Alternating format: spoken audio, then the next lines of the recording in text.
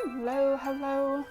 This is Corrine from the North Belford Library with Lakeland Library Region, and welcome to Soothing Stories and Stretches. Our Soothing Stories and Stretches are going to look slightly different. I've injured my shoulder and I'm not allowed to do any yoga poses, so my good friend Yvonne will demonstrate the yoga poses for us tonight.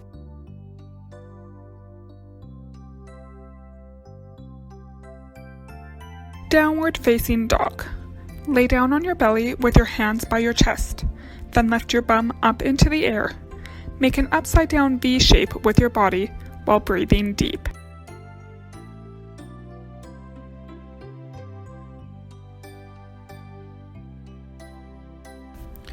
One, 2, 3, 4, 5, 6, 7, 8, 9, 10.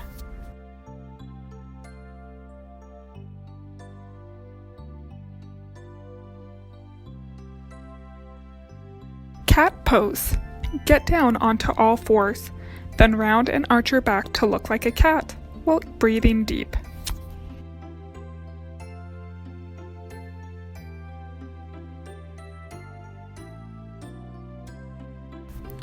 One, 2, 3, 4, 5, 6, 7, 8, 9, 10.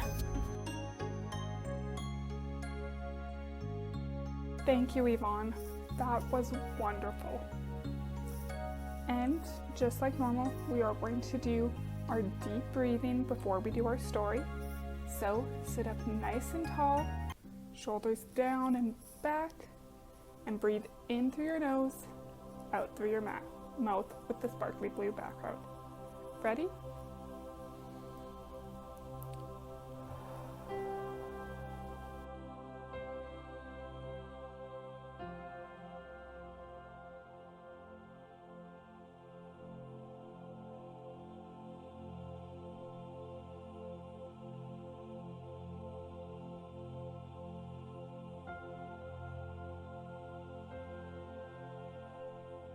I hope you enjoyed the yoga and it has helped settle you for tonight's story.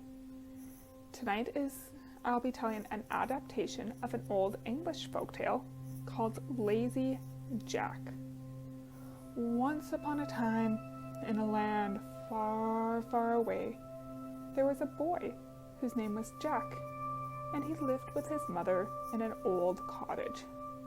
They were very poor, and the old woman got her living by spinning and sewing.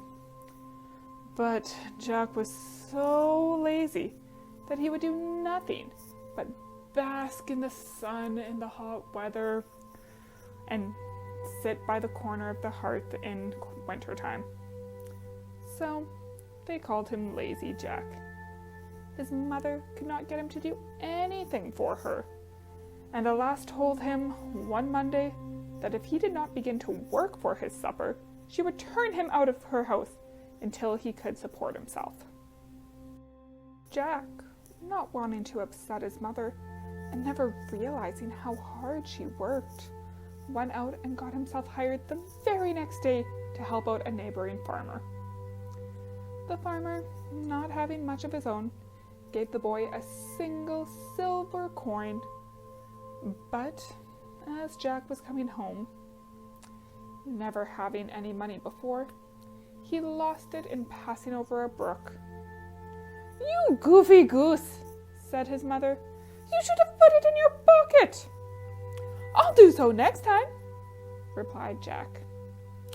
On Wednesday, Jack went out again and got himself hired to a cow keeper, who, because they had no money, decided to pay Jack in trade and gave him a jar of milk for his day's work.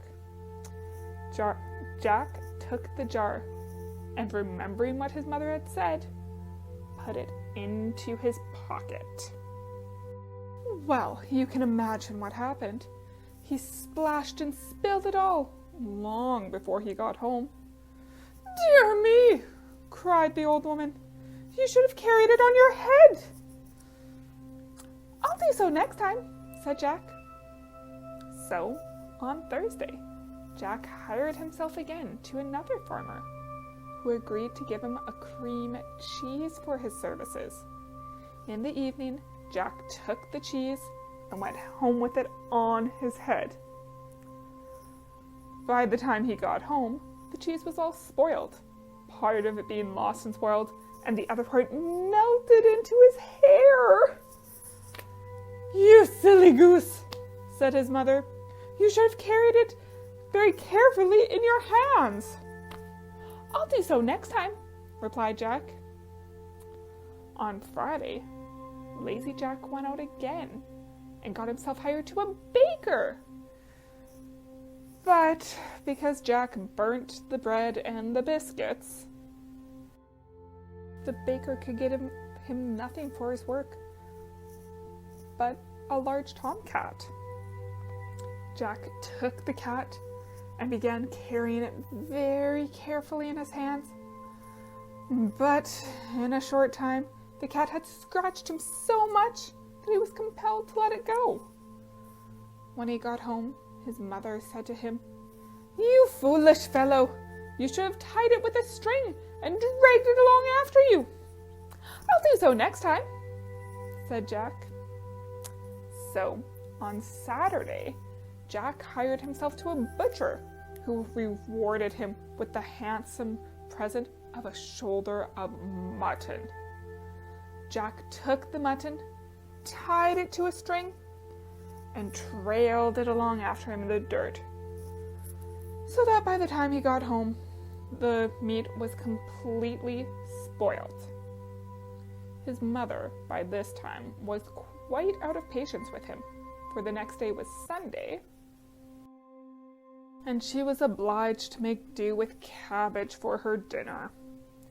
You ninny hammer, said she to her son. You should have carried it on your shoulder. I'll do so another time, replied Jack. On the next Monday, Lazy Jack went once more and got himself hired to a cattle keeper, who gave him a donkey for his trouble. And this was a great reward indeed, because a donkey is so very handy to have. Jack found it hard to hoist the donkey onto his shoulders, but at last he did, and began walking home slowly with his prize. Now, it happened that in the course of his journey, there lived a rich man with his only daughter, a beautiful girl, but sad and silent since the loss of her mother. This poor girl had never laughed in her life, and the doctors had said that she would never speak until somebody made her laugh. Her father said he'd make anyone who made his daughter laugh rich beyond measure.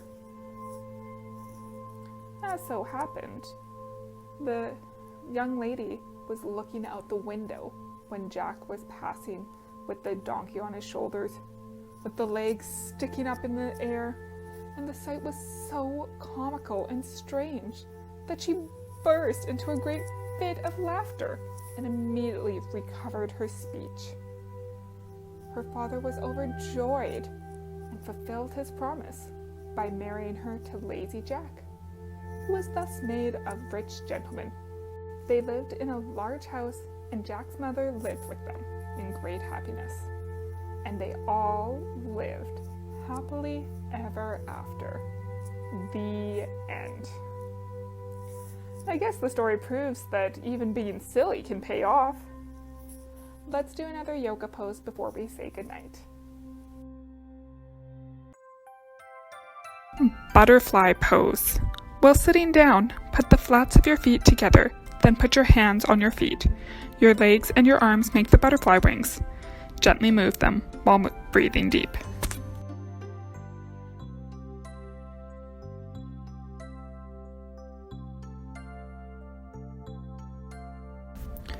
One, 2, 3, 4, 5, 6, 7, 8, 9, 10.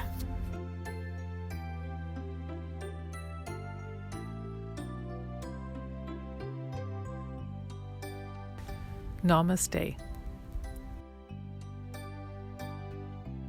Thank you again, Yvonne. That was great. Now remember, let's sit up nice and tall, shoulders down, breathe in through your nose, out through your mouth, while the sparkly blue background goes. And I hope everybody has a great rest of your night. Ready?